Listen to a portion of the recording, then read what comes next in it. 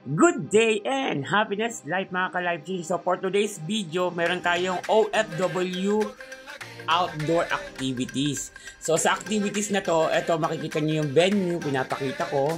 So ito yung mga kapatiran natin. Yes, silang ating mga brotherhood. Na kung saan magkakaroon tayo ng simpleng fellowship, kainan, mga team building, tapos magkakaroon ng water baptism, and etc. Marami tayong hinandang activities. So, tingnan nyo muna tong venue. Pinapakita ko sa inyo yung location, yung mga rooms. Ayan, pwede silang mag-rest.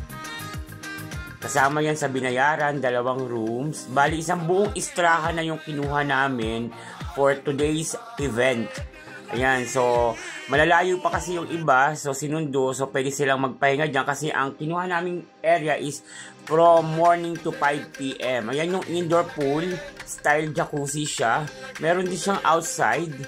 Ito yung kitchen, ito yung gawain, start up na. Tapos, ayan, so tingnan niyo muna sila guys ha. So sa time na to, nananalangin na ang lahat at nagkakaroon na ng simpleng usapin kung saan yung mga pagpapalakasan espiritual, pagpapalakasan ng bawat isa para at least sabi nga natin, hearing and hearing comes the faith, di ba? So, kailangan makarinig din tayo ng salita ng Panginoon. So, ayan, so nakikita nyo naman, attentive ang lahat sa pakikinig kay Coach Jess ng DDU United Jess. Tapos, ayan yung music team sa harap. Kung makikita nyo talagang they are fully attentive, makarinig. And then, we do the sama-samang panalangin, sama-samang humingi ng kapatawan sa Panginoon, sama-sama tayong mag-confess para at least kahit paano ang ating spiritual na pamumuhay ay kalugdan ng ating Panginoon. So, after nyan guys, balik tayo sa pwesto dahil susunod dito is baptism. Yes. So, pinapanalangin na namin yung mga area kung saan gagamitin for today. Kasi alam niyo naman dapat ang place natin is holy, acceptable sa Panginoon. So, kailangan bigyan natin ito ng sanctification. So, ipanalangin ang bawat area kung saan yung gagamitin. And we believe from this day na magkakaroon talaga ng tinatawag natin na full celebration ang heaven. Dahil sabi nga, ang isa na manumbalik sa Panginoon, libo-libong anghel ang magpupuri at magpabalik ng pasasalamat sa Diyos. So, si Pastor Bon, ay si Coach Bon, ayan. So, this one is game time, kung saan ang lahat is ready na para sa ice-breaking na palaro. So, tingnan nyo naman ng venue, di ba napakaganda? Ready na sila sa Bring Me Something, Bible's Verse. So, kahit naman ako nakipaglaro rin ako eh. So, for the meantime, ayan na.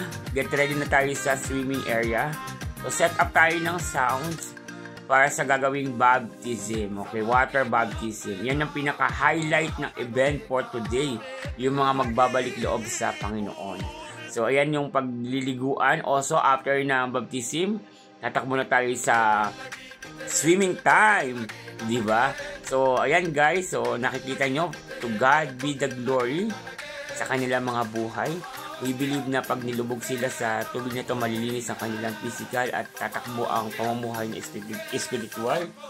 To God be the glory dahil darating talaga yung time na yan in our life na magkakaroon ng pagbabago sa kanilang mga buhay.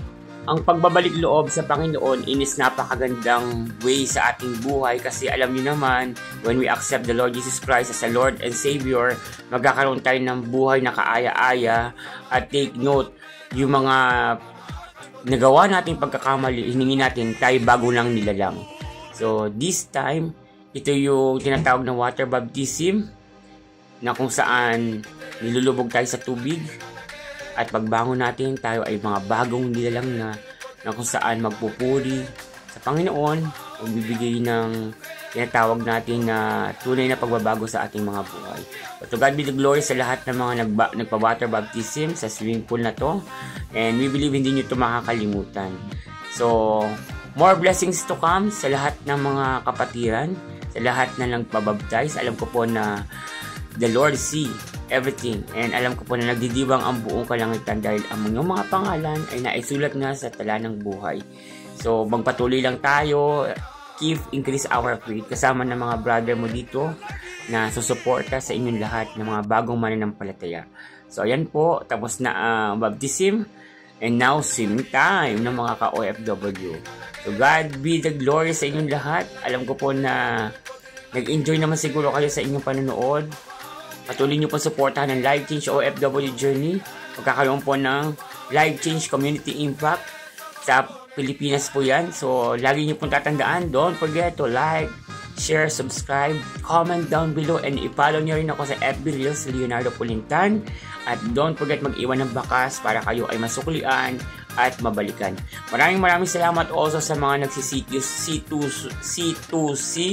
sa mga BB, sa mga F2F, natin mga friendship.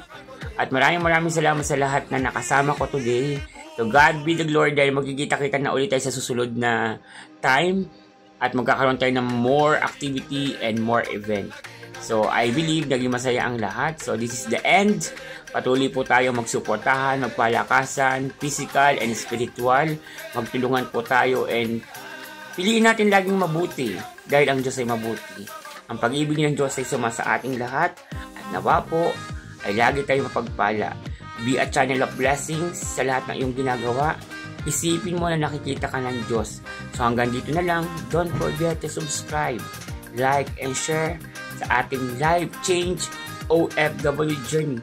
Maraming salamat. God bless and happiness life mga ka-Life Change. See you for the next video. Don't forget to share, like, subscribe, Life Change